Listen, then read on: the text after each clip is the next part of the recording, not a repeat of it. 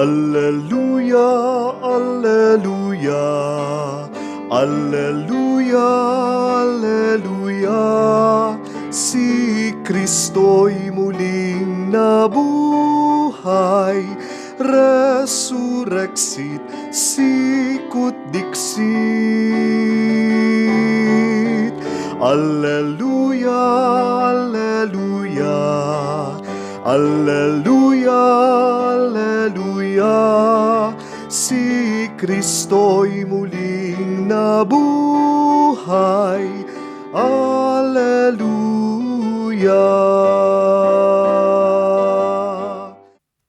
Sa ngalan ng Ama, ng Anak at ng Espiritu Santo, Amen. sumainyo ang Panginoon. At sumainyo rin.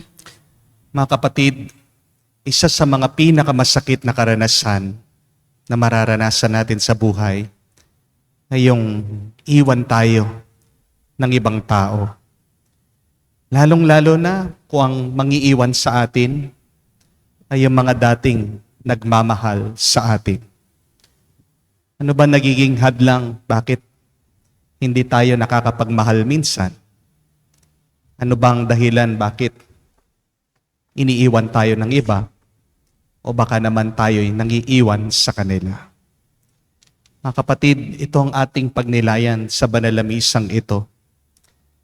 Lalong-lalo na kung talagang mahal natin ang Diyos. Kahit ano pang maranasan natin, sakit, problema, pagkalito, hindi dapat natin siya iwan at hindi dapat mabawasan ang ating pag-ibig at pagmamahal sa Kanya. Sa napakaraming beses na kung saan as pinili pa natin na putulin ang ating relasyon at ugnayan sa ibang tao, sa mga pagkakataon na kung saan naging malabo ang ating relasyon at ugnayan sa Diyos, hilingin natin muli ang Kanyang awa at pagpapatawad para makita tayong karapat-dapat na makatanggap sa mga banal na misteryo. Hinaamin ko Sa makapangyarihang Diyos at sa inyo mga kapatid, na lubha akong nagkasala sa isip, sa salita, sa gawa at sa aking pagkukulang, ay sinasamo ko sa mahal na Birheng Maria, sa lahat ng mga anghel at mga banal, at sa inyo mga kapatid na ako'y panalangin sa Panginoong ating Diyos. kaawaan tayo na makapangyarihang Diyos, patawarin tayo sa ating mga kasalanan, at patnubayan tayo sa buhay na walang hanggan. Amen. Panginoon, kaawaan mo kami. Panginoon, kaawaan mo kami. Kristo, kaawaan mo kami. Kristo, kaawaan mo kami. Panginoon, kaawaan mo kami. Panginoon, kaawaan mo kami. Manalangin tayo. Ama naming makapangyarihan, ang mga sumasampalataya sa iyo ay iyong binuhay sa tubig ng binyag na pinagsilangan. Lingapin mo lagi ang mga isinilang kay Kristo, ngayon ang kasalanan at kamatayan ay kanyang natalo, upang ang mga bininyagan ay manatili sa pagpapala mo. Sa pamagitan niya kasama ng Banal na Espiritu, magpa sa walang hanggan. Amen.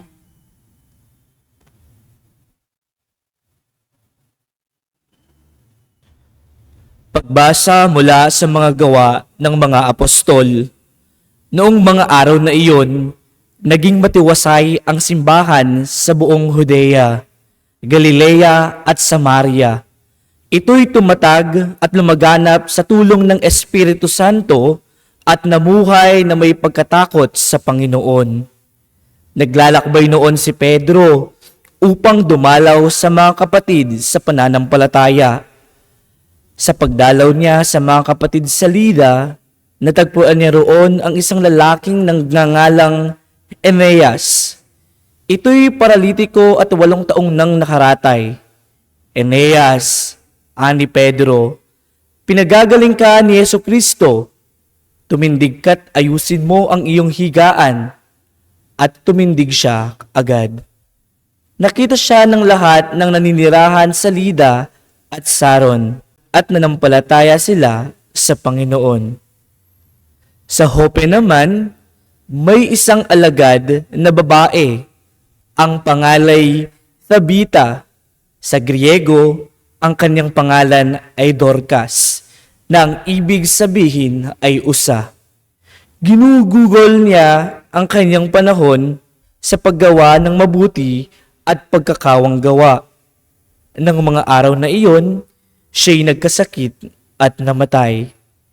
Nang mapunasan na ang bangkay, ito'y ibinurol sa silid sa itaas. Di kalayuan sa Jope ang Lida. Nang mabalitaan ng mga alagad na naroon si Pedro, inutusan nila ang dalawang lalaki upang siya'y pakiusapang pumunta agad sa Jope. Sumama naman sa kanila si Pedro. Pagdating doon, dinala siya sa silid sa itaas. Agad lumapit sa kanya ang mga babaeng balo na nananangis at ipinakikita ang mga balabal at mga damit na ginawa ni Dorcas noong ito'y nabubuhay pa. Pinalabas ni Pedro ang lahat. Siya'y lumuhod at nanalangin. Pagkatapos, humarap siya sa bangkay at sinabi, "Tabita, bumangon ka." Tumilat si Tabita at naupo nang makita si Pedro. Hinawakan ni Pedro ang kanyang kamay at tinulungan siyang tumindig. Pagkatapos, tinawag niya ang mga banal at ang mga babaeng balo at iniharap sa kanila si Dorcas na buhay na. Nabalita ito sa buong Jope, kaya't marami ang sumampalataya sa Panginoon. Ang salita ng Diyos. Salamat sa Diyos. Sa lahat ng iyong kaloob, anong aking ihahandog? Sa lahat ng iyong kaloob, anong aking ihahandog? Sa Diyos ko't Panginoon, anong aking ihahandog? Sa lahat ng kabutihan na sa akin ay kaloob, ang handog ko sa dambana ay inumin na masarap, bilang aking pagkilala sa ginawang pagliligtas. Sa lahat ng iyong kaloob, anong aking ihahandog? Sa tuwinang magtitipon ang lahat ng kanyang hirang, ang anumang pangako ko ay doon ko ibibigay. Masakit sa kalooban ng tuon kung may papanaw.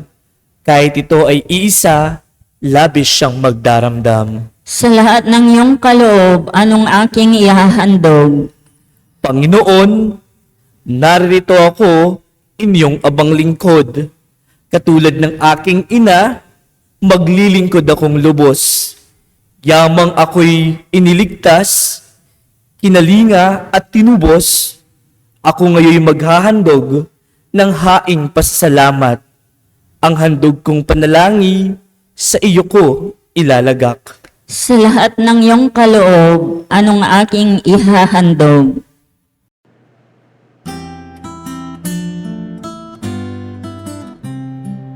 Alleluia, alleluia, alleluia, alleluia, alleluia, alleluia, alleluia, alleluia, alleluia, alleluia, alleluia, alleluia. Espiritong bumubuhay ang salita mo, may kapal, buhay mo ang tinataglay. Alleluia, alleluia. Sumainyo ang Panginoon. At sumainyo rin. Ang mabuting balita ng Panginoon ayon kay San Juan. Papuri sa iyo, Panginoon. Noong panong yun, marami sa mga alagad ni Jesus ang nagsabi, mabigat na pananalita ito. Sino ang makakatanggap nito?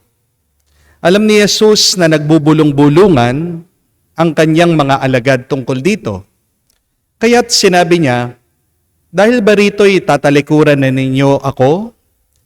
Gaano pa kaya kung makikita ninyong umaakyat ang anak ng tao sa dati niyang kinaroroonan? Ang Espiritu ang nagbibigay buhay, hindi ito magagawa ng laman. Ang mga salitang sinasabi ko sa inyo ay Espiritu at buhay. Ngunit may ilan sa inyong hindi nananalig sa akin. Sapagkat talastas ni Jesus buhat pa noong una kung sino-sino ang hindi nananalig sa Kanya at kung sino ang magkakanulo sa Kanya. Dinugtong pa niya. Yan ang dahilan kaya ako sinabi sa inyo na walang makakalapit sa akin, malibang loobin ito ng Ama. Mula noon, marami sa Kanya mga alagad ang tumalikod at hindi na sumama sa Kanya. Kaya tinanong ni Jesus ang 12, ibig din ba ninyong umalis?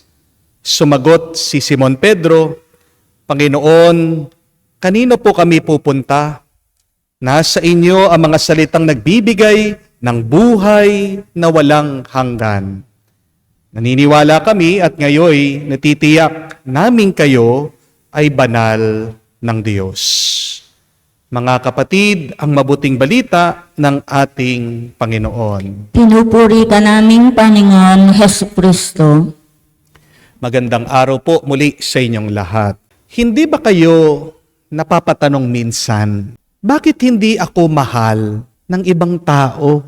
Ngayon, wala naman akong ginawang masama sa kanila. Why do some people do not love me? Even if I am trying my best to be good.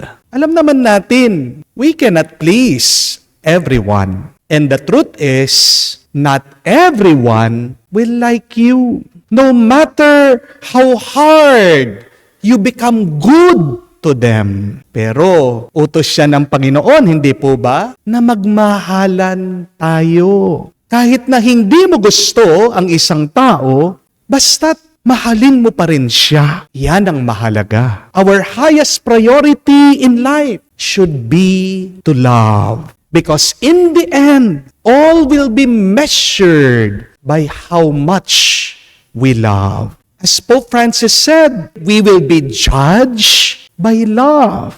Kaya nga po, napakahalaga ng pagmamahal. Pero bakit hindi natin ginagawa ito araw-araw? Kamukha po sa ating nabasang ebanghelyo, sinusuka si Jesus ng mismong mga alagad niya. Hindi nila matanggap daw yung tinuturo niya. Napakahaba na nga ng paliwanag ni Jesus tungkol sa pagiging tinapay ng buhay. Pero sarado pa rin ang isip at puso nila. Ang masaklap pa dito, iniwan pa siya.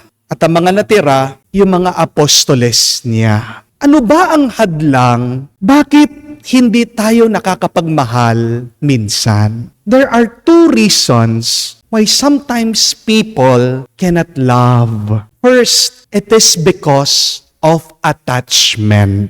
People cannot love you if they cannot let go of things and people in their life. Tingnan niyo po ang mga tao, ang mga disipulo sa Ebanghelyo. Ang sabi nila, noong iniwan daw nila si Jesus, bumalik sila doon sa dati nilang pamumuhay. Hindi nila kayang mahalin si Kristo dahil nakakapit pa rin sila, dahil nakadikit pa rin sila sa mga bagay-bagay ng buhay nila. Napakaganda nga po nung isang kasabihan sa Africa ang sabi, you cannot convince a monkey that honey is more sweet than a banana. Ang ganda po, no? You cannot convince a monkey that honey is sweeter than a banana. Kahit daw anong gawin mo, hindi mo mababago ang isip ng unggoy. Para sa kanya, mas matamis pa rin ang saging kesa sa pulot-pukyutan. Anong ibig po sabihin nito? Kapag nasanay na ang isang tao sa isang bagay, sarado na yung isip niya sa ibang bagong bagay. Kahit na yung bagong paparating ay mas mabuti at mas masarap. People tend to stick to what is comfortable, to what is familiar to them, even if what they are used to is not that better. Hindi po ba? Kaya nga napakahirap baguhin ang isip ng isang lulong sa bisyo Ang hirap na pakiusapan na mas masarap pa rin yung hindi naninigarilyo, hindi umiinom, yung wala kang utang dahil sa pagsusugal. Kasi yan na yung nakasanayan niya eh. Para tunay na magmahal ka, kapatid, dapat unang-una, marunong kang bumitaw. Magandang itanong, ano ba yung mga nakasanayan ko na hanggang ngayon ayaw ko pang iwanan? Na iniisip ko, ito yung the best, ito yung mabuti, ito yung masarap. Mga kapatid, walang ibang pinaka-the best, pinaka-mabuti, pinaka-masarap kung hindi ang nananatili sa Diyos. Amen? Second, what hinders us from our loving is our judgment. Napakaganda nga rin po nung sabi ni Mother Teresa she said, when you judge people, you do not have any time to love them. Ang malungkot na kwento minsan, sinasamba ng ibang tao yung kanilang paghuhusga kesa sa pag-uunawa nila. The sad reality sometimes is some people worship their judgment about you, and this is what hinders them from loving you. Kaya mga kapatid, ang kataasan ng loob at paghuhusga, magkapatid. People with pride will judge you, but humble people will always try to understand you. Ang mas malungkot na kwento pa, minsan, merong mga tao na mapaghusga, pero mas malala naman ang ugali nila kesa sa iyo. Di po ba? Sometimes those people who judge you hide their imperfections. They judge you just to show that they are better than you. Hayaan mo na lang yung mga naghuhusga sa iyo, kapatid, kamukha ni Jesus. Hinayaan niyang umalis yung mga gustong umalis.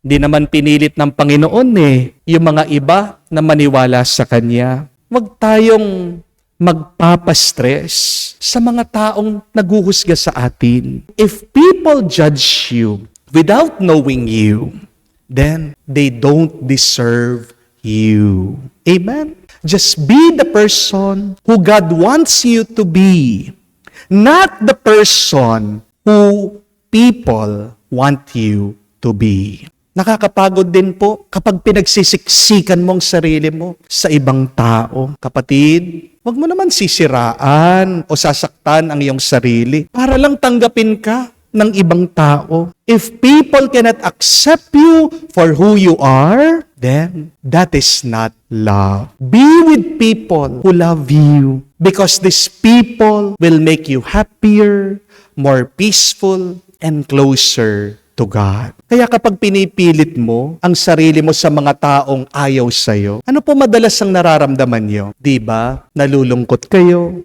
nagagalit kayo, at hindi po yan yung mga karanasan na gusto ng Diyos para sa atin. Huwag kang magpapadepress kapag merong taong hindi ka mahal. Ang pinakamahalaga ay yung mahal ka ng Diyos. Always remember that. It's okay if you do not love me. What is important is God loves me. Pinakamahalaga din ay yung ikaw ang nagmamahal. Isipin mo na lang, kapatid, kapag ayaw ka ng ibang tao, hindi ka pa nila kakilala. Kasi kung kakilala ka lang talaga nila, makikita nila yung kabutihan mo, magugustuhan ka nila, at mas mamahalin kanila. Sadyang kapag hinuhusgahan tayo ng ibang tao, bulag sila sa kabutihan at kabanalan na tinanim ng Diyos sa atin. Kapatid, hinahamon lang tayo ng Diyos. Kahit na hindi ka mahal ng iba, ikaw, pagpatuloy mo ang pagmamahal mo sa iba. Dahil yan ang ginawa ng Diyos. Siya man ay tinaboy, siya man ay iniwanan, siya man ay sinaktan, hindi tumigil sa pagmamahal ang Diyos. Hindi mahalaga kung mahal ka ng iba. Ang mas mahalaga ay nagmamahal ka. Dahil ang nagmamahal ay kamukha ng Diyos. At ang kamukha ng Diyos ay payapa, ay pinagpala. Amen. Tumayo po tayo, alay po natin sa Diyos ang ating mga dasal at panalangin. Ating sabihin, Panginoon, dinggin mo kami. Panginoon, dinggin mo kami. Ang mga pinuno ng simbahay naway sumunod sa Panginoon ng buong puso, isip at lakas. Manalangin tayo sa Panginoon. Panginoon, dinggin mo kami. Ang mga pinuno ng mga bansang nagdaranas ng kaguluhan, naway walang patid na magsikap na makapaghatid ng kapayapaan at katarungan sa kanilang mga bansa. Manalangin tayo sa Panginoon. Panginoon, dinggin mo kami. Atin naway maunawaan na binibigay ng Diyos ang pinakadakilang katunayan ng kanyang pag-ibig sa nanatiling presensya ng banal na sakramento. Manalangin tayo sa Panginoon. Panginoon, dinggin mo kami. Sa katahimikan po ng ating puso, banggitin din natin sa Diyos, sabihin ang ating mga personal na pangangailangan.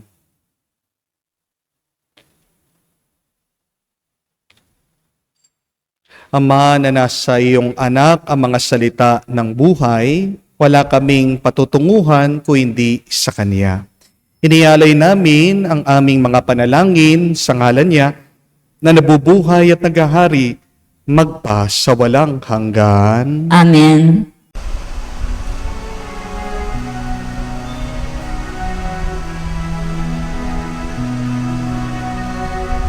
Aming hatid, alay na ito, ang tinapay na nagmula sa pagpapala mo. At tanggapin ang alak na ito, inuwing inihain sa'yo. Mahal naming Diyos, iyong tanggapin ang munting alay mula sa amin. Buong puso namin hintayin pagpapala ng aming hiling. Pagpapala ng aming hiling. Manalangin kayo mga kapatid, parang ating mga paghahain ay kalugdan ng Diyos amang makapangyarihan. Tanggapin nawa ng Panginoon itong paghahain sa iyong mga kamay, sa kapurihan niya at karangalan, sa ating kapakinabangan, at sa buong sambayanan niyang banal. Ama naming lumikha, tanggapin mo at kalugdan ang mga alay ng iyong angkan, upang sa tulong ng iyong paglingap at pagsubaybay, ang bigay mo sa amin puhunan ay hindi masayang. Kung hindi tumubo pa na mga kaloob mong walang katapusan, sa pamagitan ni Jesucristo kasama ng Espiritu Santo, magpa sa walang hanggan. Amen. Sumainyo ang Panginoon. At sumainyo rin. Itaas sa Diyos sa inyong mga puso at diwa. Itinas na namin sa Panginoon. Pasalamatan natin ang Panginoong ating Diyos. Marapat na siya ay pasalamatan. Ama naming makapangyarihan, tunay nga marapat ikaw ang aming pasalamatan. Ngayong pinagdiriwang ang paghahain ng Mesiyas, ang maamong tupa na tumubos sa aming lahat. Siya'y talagang maasahan at ang katapatan niya sa pananagutan ay siyang bumago sa dating pamumuhay sa sangkatauhan na mihasa sa pagkasalawahan. Ang dangal ng tao ay ganap na itinampok upang mamana namin sa pakikipagkapatid kay Jesus. Kaya kaisa na mga anghel nagsisiawit ng papuri sa iyo nang walang humpay sa kalangitan. Kami nagbubunyi sa iyong kadakilaan.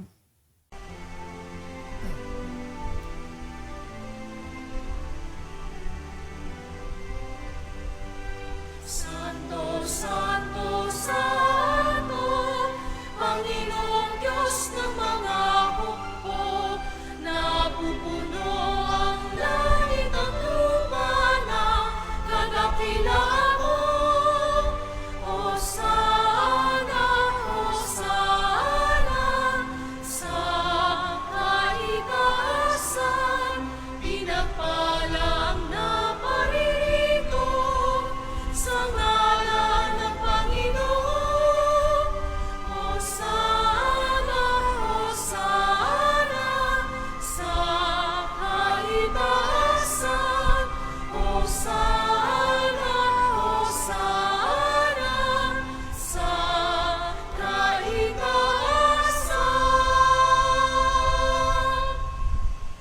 Ama naming banal, ikaw ang bukalan tanang kabanalan, kaya't sa pamagitan ng iyong Espiritu, gawin mong banal ang mga kaloob na ito, upang para sa amin, maging katawan at dugo ng aming Panginoong Heso Kristo.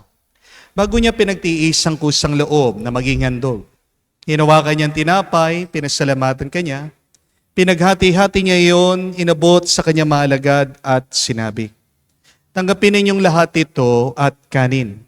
Ito ang aking katawan na ihahandog para sa inyo.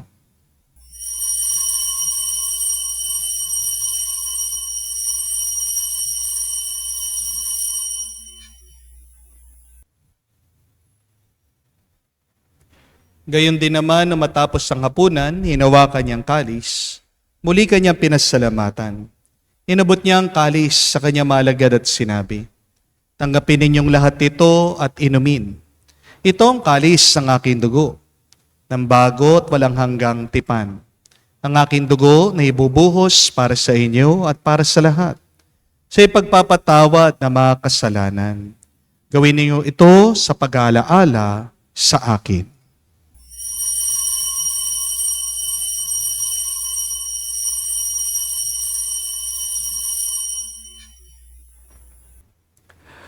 Ang misteryo ng pananampalataya. Aming ipinahayag na namatay ang iyong anak, nabuhay bilang Mesiyas at magbabalik sa wakas para mahayag sa lahat. Ama, ginagawa namin ngayon ang pag-alaala sa pagkamatay at muling pagkabuhay ng iyong anak. Kaya tinialay namin sa iyo ang tinapay nagbibigay buhay at ang kalis na nagkakaloob ng kaligtasan. Kami nagpapasalamat dahil kami yung minarapat na tumayo sa harap mo para maglingkod sa iyo. Sinasamo namin kami magsalo-salo sa katawan at dugo ni Kristo ay mabuklod sa pagkakaisa sa pamamagitan ng Espiritu Santo. Ama, lingapin mong iyong simbahan, laganap sa buong daigdig. Puspusin mo kami sa pag-ibig. Kaisa ni Florentino, aming Arsobispo, at ng Tanang Kaparian. Alalahanin mo rin si Francesco na tinawag mo na mula sa daigdig na ito. Nung siya'y binyagan, siya'y nakaisa ni Kristo sa pagkamatay. Ngayon siya'y pumanaw, naway makaisa siya ni Kristo sa pagkabuhay. Alalahanin mo rin ang aming mga kapatid na nahimlay. May pag-asang sila'y muling mabubuhay. Gayon din naman lahat ng mga pumanaw. Kawan mo't sila't patuloyin sa iyong kaliwanagan. Kawan mo at pagindapatin kaming lahat na makasalo sa iyong buhay na walang wakas. Kaisa na mahal na Birhen Maria, Ina ng Diyos, kaisa ni San Jose ang kanyang malwalhating esposo. Kaisa ng mga apostol, lahat ng mga banal, na namuhay dito sa daigdig na kalugod-lugod sa iyo. May pagdiwang nawa namin ang pagpupuri sa ikararangal mo sa pamamagitan ng iyong anak, aming Panginoong Heso Kristo. Sa pamamagitan ni Kristo, kasama niya at sa Kanya, ang lahat ng parangal at papuri ay sa iyo, Diyos Ama, makapangyarihan, kasama ng Espiritu Santo, magpasawalang hanggan. Amen, amen, amen. Sa nakakagaling na utos sa turo ni Jesus sa Panginoon natin at Diyos, ipahayag natin ng lakas loob.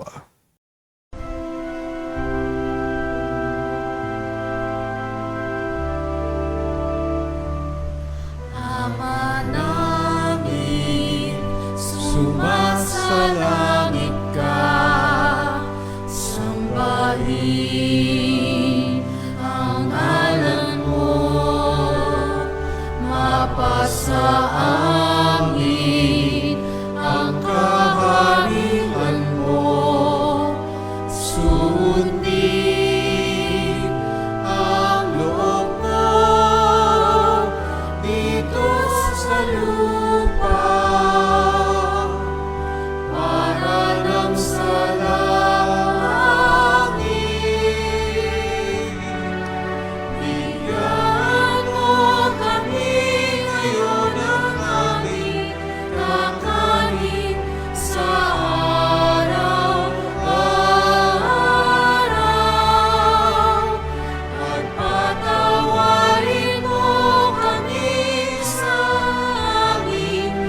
sala para ng magpapatawad namin sa nagkakasala sa amin. At huwag mo kaming ipahintulot sa tukso, at iadya mo kami sa lahat ng masama. Hinihiling namin kami adya sa lahat na masama, pagkalooban ng kapayapaan araw-araw, iligtas sa kasalanan, ilayo sa lahat ng kapahamakan, samantalang aming pinanabikan ang dakilang araw ng pagpapahayag ng tagapagligtas naming si Heso Kristo. Sapagkat iyo ang kaharian at ang kapangyarihan at kapurihan magpakailanman. Amen. Panginoong Heso Kristo, sinabi mo sa mga apostol, kapayapaan ang iniiwan ko sa inyo, ang aking kapayapaan binibigay ko sa inyo. Tungayan mo ang aming pananampalataya, huwag ang aming pagkakasala, pagkalooban mo kami ng kapayapaan at pagkakaisa ayon sa iyong kalooban. Kasama ng Espiritu Santo, magpa sa walang hanggan. Amen. Kapayapaan ng Panginoon ay laging sumainyo. At sumainyo rin. Magbigayan po tayo ng kapayapaan sa bawat isa. Peace with you po. Kapayapaan po sa inyong lahat.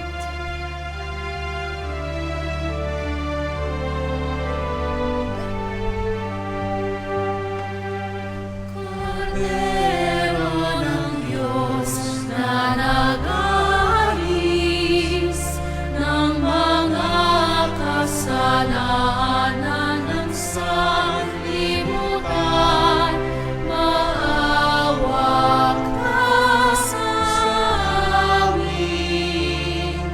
Maawa ka sa amin. Kordero ng Diyos na nag-aalis ng mga kasalanan ng sanlibutan, maawa ka sa amin. Maawa ka sa amin. Kordero ng Diyos na nag-aalis ng mga kasalanan ng sanlibutan, ipagkaloob mo sa amin ang kapayapaan. Mga kapatid, naririto ang ating Panginoong Jesucristo, ang Kordero ng Diyos. Siya nag-aalis sa makasalanan ng sanlibutan. Mapalad tayong lumalapit sa piging ng Kordero. Panginoon, hindi ako karapat-dapat na magpatuloy sa iyo, ngunit sa isang salita mo lamang ay gagaling na ako.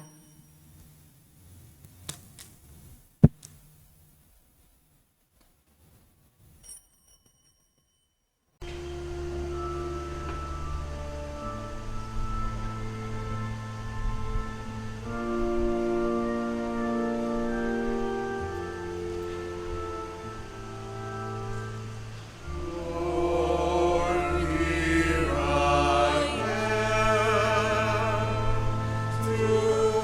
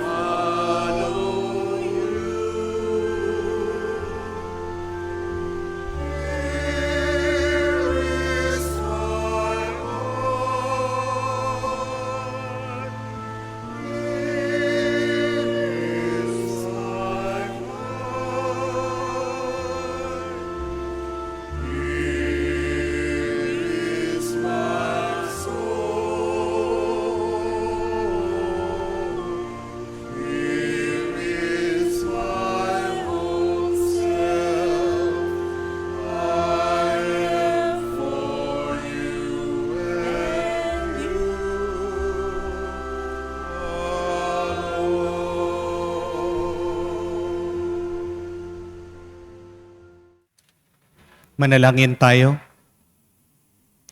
Ama naming mapagmahal, ipagpatuloy mong iyong matapat na pagsubaybay sa iyong mga dinudulutan ng kaligtasan upang ang mga pinagpapasakit na sagipin ng iyong anak ay makinabang sa pagkabuhay niyang nagbibigay galak.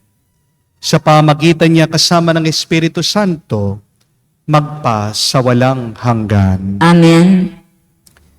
If there is one goal that we should have in our life, it is to be better in loving every day. It should be our dream. It should be our end goal that in the end, we will be a truly loving person. Dapat isang pangarap natin sa buhay, bandang huli tayo ay makikilala sa ating pagmamahal. Pero hindi tayo makakapagmahal, kapatid, tandaan niyo po, kung kayo ay nakakapit sa mga bagay, kaya naman ang taong ganid sa pera, hindi makakapagmahal. Kung ang tao ay obsessed sa kayamanan, hindi siya makakapagmahal. Kung ang isang tao ay nakakapit, minamahal lang ang isang tao, mahihirapan siyang magmahal sa iba. Kaya naman ang ating Panginoon, sinabi niya dati na hindi karapat-dapat na sumunod sa kanyang mas mahal pa niya ang kanyang mga magulang, ang kanyang asawa, ang kanyang mga anak. In order to love, we should detach ourselves. We must learn to let go. As long you are attached, then it will be very difficult for you to love. But the second reason why we cannot love is because of our judgments. Kapatid, naway hilingin mong grasya na umunawa sa iba. It is better to understand than to be understood. Even if people do not love you, as long as God loves you, and as long as you love, that is what is most important. Because in the end, we will be judged by love. Kaya nga po, sa maghapon na ito, isipin niyo yung tao na ayaw sa inyo. Isipin niyo yung mga taong lumayo sa inyo. Isipin niyo yung mga taong siniraan kayo, iniwang kayo. Sino man yung taong naging masama sa iyo. Please pray for them. Understand them.